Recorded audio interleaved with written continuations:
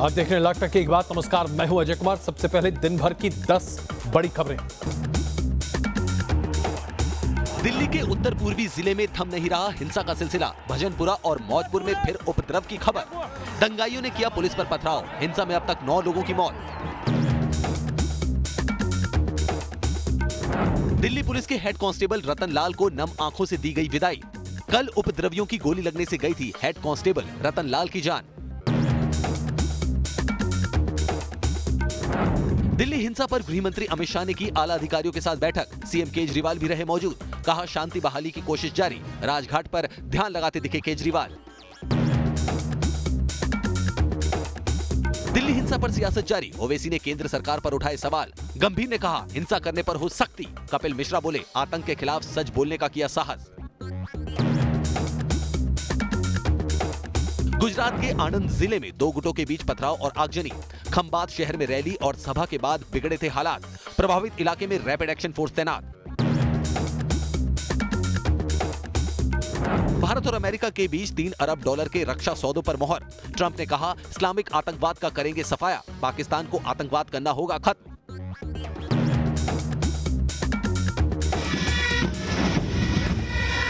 दिल्ली के सरकारी स्कूल का मेलानिया ट्रंप ने लिया जायजा। हैप्पीनेस क्लास में बच्चों से की बात। स्कूल की तारीफों में बांधे पुल। राजघाट में अमेरिकी राष्ट्रपति ट्रंप ने दी राष्ट्रपति महात्मा गांधी को श्रद्धांजलि। समाधि स्थल पर चढ़ाए फूल। समाधि स्थल के पास किया वृक्षारोपण। बिहार विधानसभा में एनआरसी के खिलाफ प्रस्ताव पास। एनपीआर में भी हुआ बदलाव। नीतीश कुमार बोले केंद्र से करेंगे विवादित नियमों को एनपीआर से हटाने की मांग। अभिनंदन के शौर्य पर 1 साल बाद पाकिस्तान ने शुरू किया प्रोपेगेंडा। नकली मिसाइलों का कबाड़ दिखाकर F-16 फाइटर पर हुए हमले को लेकर उठाया सवाल। और आइए सबसे पहले आपको दिखाते हैं दिल्ली की 2 तस्वीर जो प्रदर्शित करती है कि पिछले 2 दिनों से दंगाइयों ने किस तरह से दिल्ली को एक अखाड़ा बना रखा है। उत्तर पूर्वी दिल्ली के इलाकों में पिछले 2 दिनों से उपद्रव में अब तक 10 लोगों की जान जा चुकी है। लाखों या यूं कहीं कि करोड़ों का नुकसान हो चुका है। सैकड़ों लोग जख्मी हो चुके हैं। दिल्ली के चांदबाद में एक बार फिर हिंसा भड़क गई है। उपद्रवियों ने कई जगहों पर आगजनी की है। कई दुकानों को आग के हवाले कर दिया गया है। उपद्रवियों ने पुलिस पर पथराव भी किया है। दिल्ली हिंसा में अब तक 10 लोगों की मृत्यु हो चुकी है, जैसा कि हम आपको बता चुके हैं। लेकिन यह तस्वीर अपने आप में बताने के लिए काफी है कि आज दिल्ली में आगजनी और हिंसा का दौर किस तरीके से बीते 3 दिनों से खास करके उत्तर पूर्वी दिल्ली में हावी है। और ये तस्वीरें अपने आप में बताती हैं कि दिल्ली में किस तरह से हिंसा को लेकर एक बड़ा तबका आगे चल रहा है जो दिल्ली की तस्वीर और सूरत दोनों को बिगाड़ने की जी तोड़ कोशिश कर रहा है।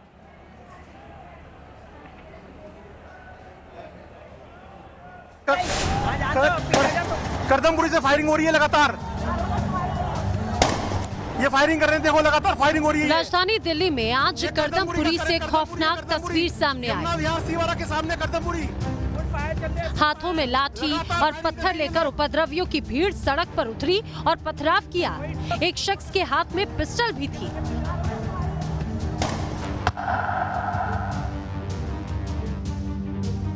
उपद्रवियों ने पेट्रोल बम से भी हमला किया। इन लोगों ने घरों पर पेट्रोल बम फेंककर धमाका कर दिया।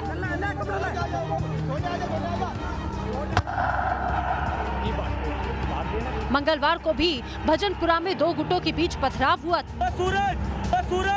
पुलिस चौकी के पास हुई हिंसक झड़प में हिंसा करने वालों ने एक शख्स को पकड़ा और बुरी तरह से उसकी पिटाई कर दी। पिटाई के बाद शख्स काफी देर तक जमीन पर ही पड़ा रहा। भजनपुरा में एक बुजुर्ग की पिटाई का भी वीडियो सामने आया है। एक गुट ने बुजुर्ग पर लाठी डंडों से हमला कर दिया। हालांकि वो किसी तरह जान बचाते हुए भाग गए। दिल्ली के गोकुलपुरी में प्रदर्शनकारियों ने खूब उत्पात मचाया। यहाँ के टायर मार्केट में आग लगा दी गई। आग लगने के बाद काफी ऊपर तक धुएं का गुबार नजर आ रहा था। दमकल की 6 गाड़ियों को आग बुझाने के लिए भेजा गया। सोमवार रात भी यहाँ पत्थर बरसाए गए और दुकानों में आग लगा दी गई।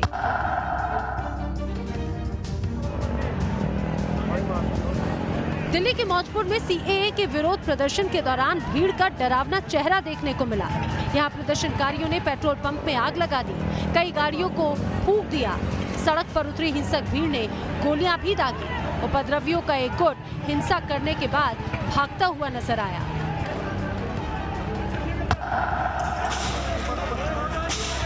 दिल्ली के मौजपुर में मंगलवार को भी हिंसा भड़क उठी।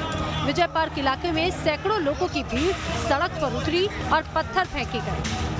भीड़ को रोकने के लिए पुलिस बल भी तैनात किया गया, लेकिन लोग फिर भी नहीं मान रहे थे। दिल्ली के जाफराबाद में भी हिंसा थमने का नाम नहीं ले रही है। रविवार से शुरू हुआ हिंसक प्रदर्शन का दौर तीसरे दिन भी जारी रहा। पिस्टल लेकर सड़क पर उतरने वाले लड़के की तस्वीर सबसे पहले इसी इलाके से सामने आई थी।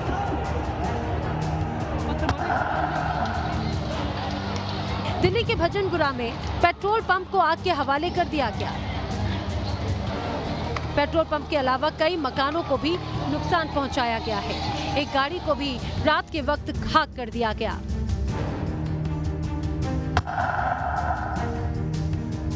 सोमवार को खजूरी खास में दंगाइयों ने आगजनी की, तोड़फोड़ की। एक दुकान में लूटपाट को अंजाम दिया।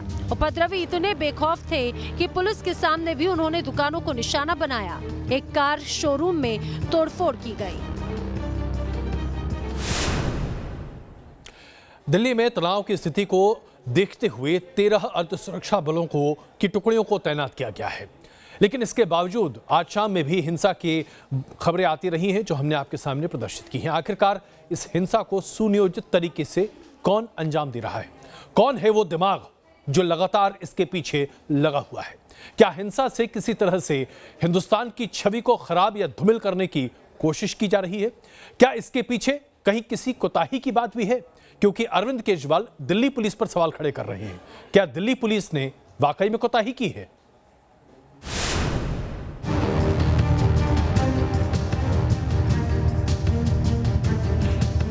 दिल्ली का एक हिस्सा सुलग रहा है। आगजनी, पथराव, हिंसा, कत्ल, सब कुछ हो रहा है। और इसके पीछे सड़क पर धरने वाली वो प्लानिंग है जिसकी फिक्र ना तो सरकार को है ना पुलिस को। सरकार तो लोगों की मौत के बाद राजघाट पर ध्यान लगाए बैठी है। दिल्ली में 2 दिन में कई लोगों की जान चली गई, सैकड़ों लोग जख्मी हो गए, दुकानें, वाहन जला दिए गए। तब जाकर सरकार के कान पर जूं रेंगी। दिल्ली में केंद्रीय गृह मंत्री अमित शाह ने हाई लेवल बैठक बुलाई। दिल्ली बीजेपी अध्यक्ष से लेकर मुख्यमंत्री और एलजी तक सब बैठक में शामिल हुए। पता चला कि बैठक में शांति की अपील का फैसला हुआ है। गृह मंत्री जी ने सभी पार्टियों की और ऑफिसर्स की, कंसर्न्ड ऑफिसर्स की, पुलिस की मीटिंग बुलाई थी, जिसमें एलजी साहब भी मौजूद थे, बीजेपी के भी रिप्रेजेंटेटिव्स, और बहुत सकारात्मक मीटिंग रही, जिसमें पार्टी पॉलिटिक्स से ऊपर उठ के सबने ये तय किया कि ये हमारी अपनी सबकी दिल्ली का मामला है और सभी पार्टियां मिलके और सभी पॉलिटिकल रिप्रेजेंटेटिव्स मिलके दिल्ली में वापस शांति बहाल करने के लिए जो भी संभव प्रयास है, हम सब संभव प्रयास करेंगे। सियासत की इससे शर्मनाक सूरत नहीं हो सकती कि इतने लोगों की जान चली गई, करोड़ों की संपत्ति जला दी गई, लोग डर के मारे दिल्ली छोड़कर भागने लगे। तब जाकर सियासतदानों ने तय किया कि अब वो शांति का प्रयास करेंगे। के ऊपर लीगल एक्शन भी जहाँ पे भी इंसिडेंट्स हुए हैं वहाँ पे तमाम जगहों पे लिया गया है। पुलिस वाले की है और सिविलियंस की अभी तक 6 है, यानी टोटल 7। जी जी जी, थैंक यू। जबकि दिल्ली के मौजूदा हालात की क्रोनोलॉजी देखें तो पता चलता है कि अमेरिकी राष्ट्रपति ट्रंप का दौरा 24 फरवरी को शुरू होना था। सुप्रीम कोर्ट में शाहीन बाग पर 24 फरवरी को फैसला आना था। उससे पहले 22 फरवरी को जाफराबाद में सड़क बंद कर सीए विरोधी बैठ गए। बीजेपी नेता कपिल मिश्रा ने पुलिस को सड़क खाली कराने का अल्टीमेटम दिया। 23 फरवरी को मौजपुर में दूसरे पक्ष के लोगों ने सड़क बंद कर दी। 24 फरवरी को हिंसा की शुरुआत हो गई, 7 लोगों की जान चली गई। और अब सरकार शांति की अपील कर रही है। दिल्ली पुलिस सड़कों पर नजर आ रही है। हालांकि उत्तर पूर्वी दिल्ली के इलाकों में हालात सामान्य नहीं है। संवाददाता सैयद आमिर हुसैन, मोहित बख्शी और वाजिद अली के साथ Rumanullah Khan, News Nation, Delhi. News Nation तमाम अपने दर्शकों से अपील कर रहा है कि दिल्ली में शांति बहाली सबसे बड़ी प्राथमिकता है और इसके लिए प्रशासन की मदद हर कीमत पर की जानी चाहिए। लेकिन इसके लिए जरूरी है कि राजनीतिक अमला भी हिंसा पर राजनीति ना करे। जिस तरह से दिल्ली की हिंसा को लेकर राजनीतिक दल अपना अपना उल्लू सीधा कर रहे हैं, यह प्रदर्शित करता है कि कैसे आज देश में हर हिंसा पर राजनीति एक अखाड़े के तौर पर इस्तेमाल की जाती है और हर हिंसा एक नया राजनीतिक मुद्दा होता है। नागरिकता कानून के बहाने देश के खिलाफ साजिश की शुरुआत शाहीन बाग से हुई तो सरकार ने खामोशी ओढ़ रखी। जबरन सड़क पर कब्जा किए बैठे लोगों से सड़क खाली कराने में नाकाम सरकार का संदेश दिल्ली के दूसरे हिस्सों में गया और फिर नई साजिश पर काम शुरू हुआ। दिल्ली के उत्तर पूर्वी हिस्से में जो कुछ हो रहा है उसके पीछे जाफराबाद की बड़ी प्लानिंग है, लेकिन उसे लेकर हर कोई एक दूसरे पर सवाल उठा रहा है। जिस ओवैसी के मन से वारिस पठान ने 100 करोड़ और 15 करोड़ वाला जहरीला बयान दिया था, वही ओवैसी अब सरकार को चढ़ा रहे हैं। जाइए, आपको एमओएस होम बनाया गया है, दिल्ली जाइए, दिल्ली को कंट्रोल करिए। 7 लोग मर चुके हैं, अभी अभी खबर आई कि एक और मॉब ने किसी को मार दिया। लोग मर रहे हैं, यहाँ वहाँ जाइए ना, दिल्ली को वहाँ जाइए, जाकर आग बुझाइए वहाँ पर। कब तक मेरे नाम की मिठाई खाते रहेंगे? ये केंद्रीय गृह राज्य मंत्री हैं जो दिल्ली दंगे से पहले तक सरकार के संयम की बात कह रहे हैं। हम थोड़ा सहन कर रहे हैं क्योंकि आज नहीं तो कल लोग समझेंगे, मगर आप लोग इतना वायलेंस करते हुए एक हाथ में नेशनल फ्लैग पकड़ते हैं, दूसरे हाथ में पत्थर लेके पुलिसों को हत्या करते हैं। ये क्या देशभक्ति है कि ये क्या आंदोलन है? ये आंदोलन बोलते हैं क्या? ये दिल्ली से बीजेपी के सांसद हैं जो अपनी ही पार्टी के उस नेता पर एक्शन की मांग कर रहे हैं जिन्होंने जाफराबाद में सड़क बंद करने के खिलाफ दिल्ली पुलिस को अल्टीमेटम दिया था। चाहे वो किसी भी पार्टी का हो, चाहे वो कपिल मिश्रा हो, चाहे वो कोई भी हो, जिन्होंने भी प्रोवोक करने वाली स्पीचेस दी हैं वो बिल्कुल एक्सेप्टेबल नहीं है। उनके अगेंस्ट भी एक्शन होना चाहिए। नेता बयानबाजियां करेंगे, राजनीतिक रोटियां सेकेंगे, लेकिन दिल्ली में जो माहौल है उसमें आम आदमी की जान जा रही है। आम आदमी के घर और दुकान फूंके जा रहे हैं और आम आदमी दंगे की दहशत में फंसकर रह गया है। Team news nation. अमेरिकी राष्ट्रपति डोनाल्ड ट्रंप अपनी पत्नी मेलानिया के साथ राष्ट्रपति भवन में रात्रि भोज के लिए अभी इस वक्त मौजूद हैं और उसके बाद वो सीधे अमेरिका रवाना हो रहे हैं। लेकिन आज पूरे दिन भर जहां एक तरफ उनका राजकीय सम्मान हुआ राष्ट्रपति भवन में, वहीं महात्मा गांधी की पुण्य स्थल पर जाकर उन्होंने श्रद्धांजलि अर्पित की। हैदराबाद हाउस में बायलैटरल बातचीत और मेलानिया ट्रंप ने बच्चों के साथ हैप्पीनेस का क्लास किया। आइए आपको दिखाते हैं ट्रंप परिवार ने आज कैसे अपना दिन भारत में गुजारा।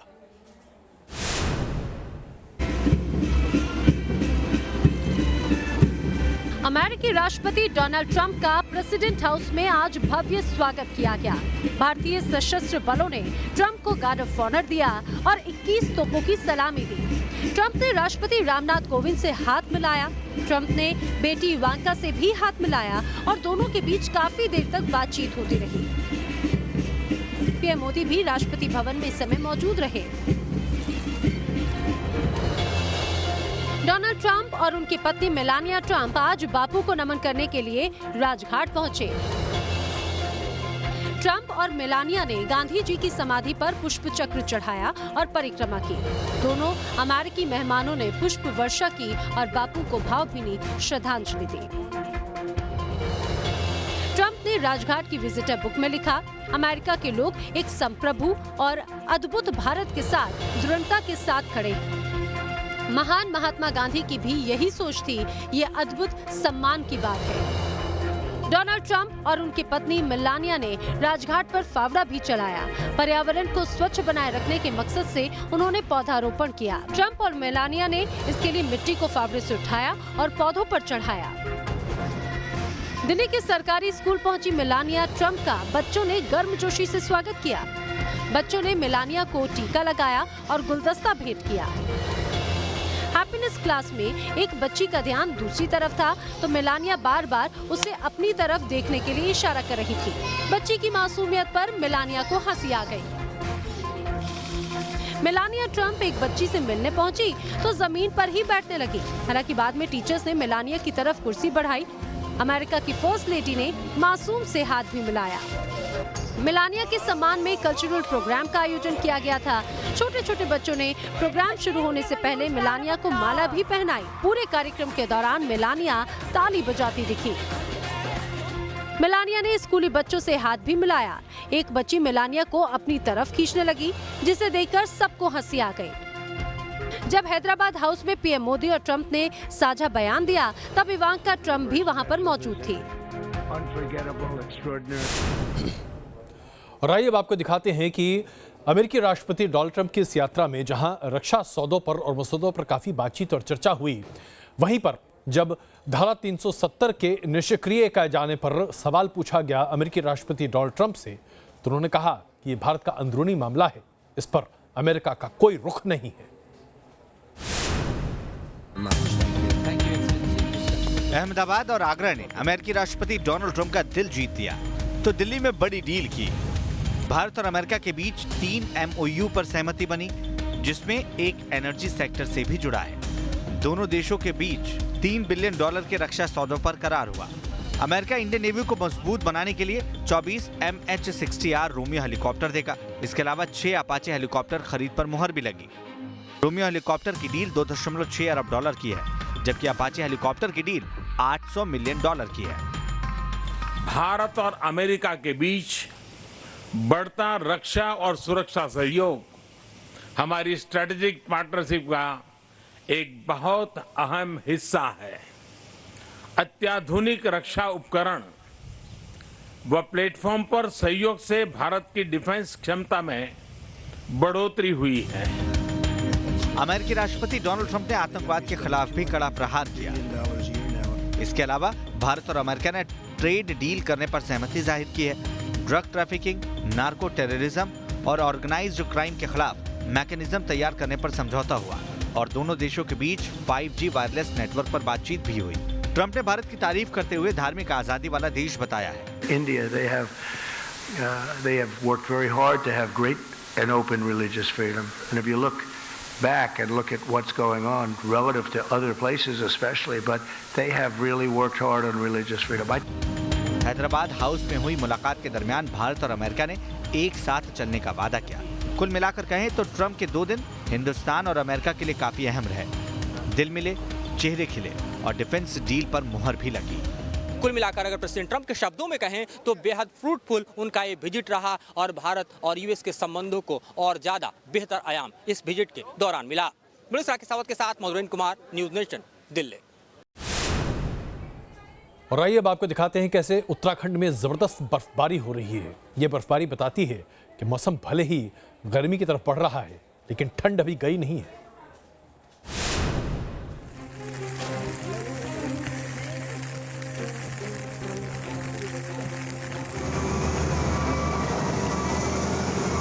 उत्तराखंड में इस साल हुई भीषण बर्फबारी का असर अब भी देखा जा सकता है।